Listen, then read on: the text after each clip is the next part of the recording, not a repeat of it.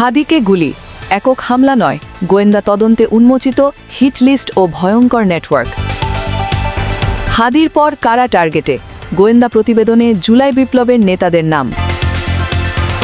নির্বাচন ভণ্ডুলের ছক, হাদিকে হত্যা চেষ্টার ঘটনায় বেরিয়ে আসছে গভীর রাজনৈতিক ষড়যন্ত্র।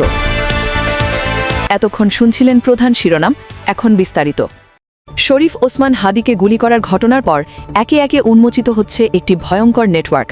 গোয়েন্দা তদন্তে উঠে আসছে এই হামলা কোনো একক ব্যক্তিকে লক্ষ্য করে ছিল না, বরং ছিল একটি বিস্তৃত পরিকল্পনার অংশ।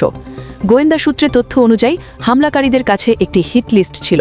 সেই তালিকার শীর্ষে ছিলেন জুলাই বিপ্লবের অন্যতম নেতা, ঢাকা ৮ আসনের সম্ভাব্য স্বাতন্ত্র্য প্রার্থী ও ইনকিলাব মঞ্চের মুখপাত্র শরীফ ওসমান হাদি। তার পরের লক্ষ্যবস্তু হিসেবে উঠে এসেছে জুলাই বিপ্লবের আরেক নেতা হাসনাত আবদুল্লার নাম। একই তালিকায় রয়েছেন ডাকসু ভিপি ও ইসলামী ছাত্র শিবির নেতা সাদিক কায়েম সহ অন্তত আরও ১০ জন। তালিকাভুক্ত অধিকাংশই সাম্প্রতিক সময় ডাকসু, চাকসু ও রাকসু সহ বিভিন্ন বিশ্ববিদ্যালয়ের গুরুত্বপূর্ণ ছাত্রনেতা।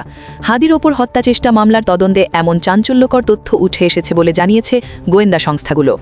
সোমবার এসব তথ্য উল্লেখ করে একটি প্রতিবেদন প্রকাশ করে দৈনিক নয়া দিগন্ত।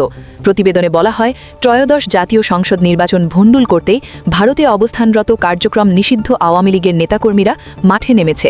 লক্ষ্য, গণ অভ্যুত্থানের নেতৃস্থানীয় ব্যক্তিত্ব, বুদ্ধিজীবী ও সাংবাদিকদের টার্গেট করে পরিস্থিতি অস্থিতিশীল করা।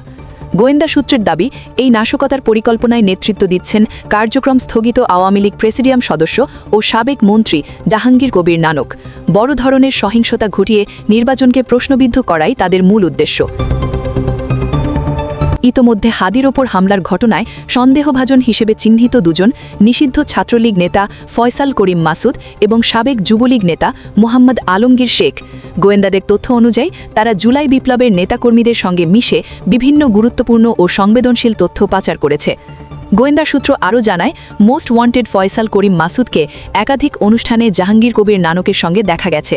এমনকি নানকের ছবি সংবলিত কয়েকটি পোস্টারেও ফয়সালের উপস্থিতির তথ্য পাওয়া গেছে।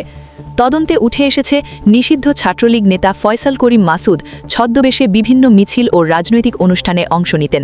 এমনকি হাসনাত আবদুল্লাহ ও সার্জিস আলমের কয়েকটি অনুষ্ঠানে তার উপস্থিতির প্রমাণ মিলেছে। এসব অনুষ্ঠানে ভিডিও কলের মাধ্যমে ব্যবসায়ী বন্ধুদের সঙ্গে এনসিপির শীর্ষ নেতাদের পরিচয় করিয়ে দেওয়ার কথাও জানিয়েছে গোয়েন্দা সূত্র। গোয়েন্দারা আশঙ্কা করছেন, নিষিদ্ধ সংগঠনের এসব কিলার ছদ্মবেশে বিভিন্ন সভা সমাবেশে ঢুকে ভবিষ্যতে আরও বড় ধরনের নাশকতার পরিকল্পনা করছে। এদিকে শরীফ ওসমান হাদির ওপর হামলার ঘটনার ৩ দিন পর হত্যাচেষ্টা মামলায় ফয়সাল করিম মাসুদকে আসামি করে গত রোববার রাতে পল্টন থানায় মামলা দায়ের করা হয়েছে। মামলার তদন্তভার বর্তমানে ডিবির হাতে ন্যস্ত রয়েছে। সুমাইয়া সাথী, দিগন্ত বার্তা।